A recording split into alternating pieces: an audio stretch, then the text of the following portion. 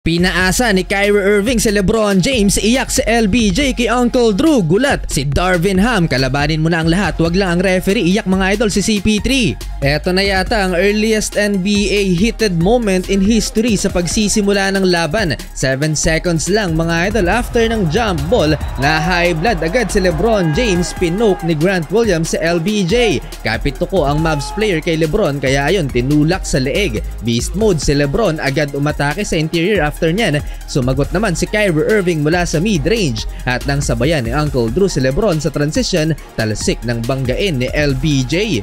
Luka Doncic magic pass to Josh Green, LeBron to Rui Hachimura naman sa Lakers, Anthony Davis sa opening frame 2 dunks, pero lamang ang Dallas Mavericks 29-25, 7 points for Uncle Drew. Second quarter, sumakit ang balakang ni LeBron nang sabayan siya ng mas batang kalaban, sign of aging na nga ba to? Kyrie Irving on the move mga idol, mukhang amaze na amaze pa rin si LBJ sa handles ni Uncle Drew. After nyan, mala quarterback na si LeBron James, successful pa itong first pass niya kay Reeves, pero turnover na ang sumunod. Eto ang matindi, kung may makakanatmeg man kay LeBron, for sure si Luka na yon, at ginawa yan ni Doncic under 9 minutes sa pasa niya kay Josh Green na nagresulta sa 3. Gumanti ng dunk sa LBJ kay Luka, pero 3 naman agad ang isinagot ng Dallas Superstar. Nagtala ng 13 points, 5 rebounds, 7 assists si Luka Doncic, habang si Kyrie Irving 13 points din and 67% shooting. Two-man game ng Mavs laban sa LA Lakers. Leading scorer mga idol si Anthony Davis sa LA with 10 points and 7 rebounds. 62-46 halftime lamang ang Dallas.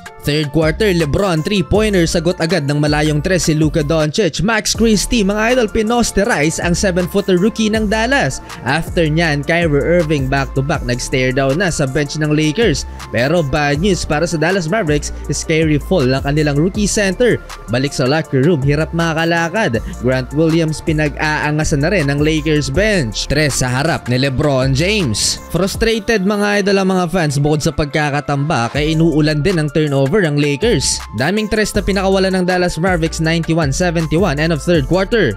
Start of fourth quarter, nabuhay si LeBron James and one play, a 3-pointer, napatawag ng timeout si Coach Jason Kidd. Pang 16 points ni LeBron, Lakers down 13. Nagising na rin si Austin Reeves at naibaba pa sa single digits ng Lakers ang lead ng Dallas Mavericks 84-93. Icebreaker, sa pulsa ulo ang bata ng bola sa pasa dapat ni Luka. Agad tinanong ni Doncic kung okay lang yung bata. Halfway mga idol, take over na si LeBron James, 3-pointer at binuli si Kyrie Irving. 95-92, 3 na lang ang lamang ng Dallas. 4 minutes left, finally nawala ang malas kay Luka, bank shot kontra kay LeBron. Nakasmile na si Doncic. LeBron James naman ni injury scare, pero pinagpag lang ni LeBron James yan. Kyrie Irving layup, lipad si Jackson Hayes, sumagot naman si LeBron James, 3-pointer again. Plus Taurean Prince floating jump shot, 99-97. Last 2 minutes, Austin Reeves tied the game. Ito pa, LeBron James follow up, lamang na ang Lakers 101-99. Masayang-masaya na si LeBron James at buong fans ng Lakers, hindi pa pala tapos. Eto si Kyrie Irving, 3-pointer.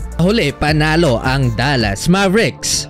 Another one in the books, at heto na naman ang pag-cruise ng landas na matagal ng rivalry ni Chris Paul at referee na si Scott Foster. Hindi na natapos-tapos ang sumpa nitong si CP3 sa official na to. 23 seconds bago ang halftime nang malasap ni CP3 ang bagsik ng referee, sinampal ng 2 sunod na technical foul si Chris Paul. Matapos mag-contest sa foul na tinawag sa kanya laban kay Durant, ayaw paawat kay Stephen Curry, walang tigil na pinagmumura ni CP3 ang referee, kaya ayon ejected.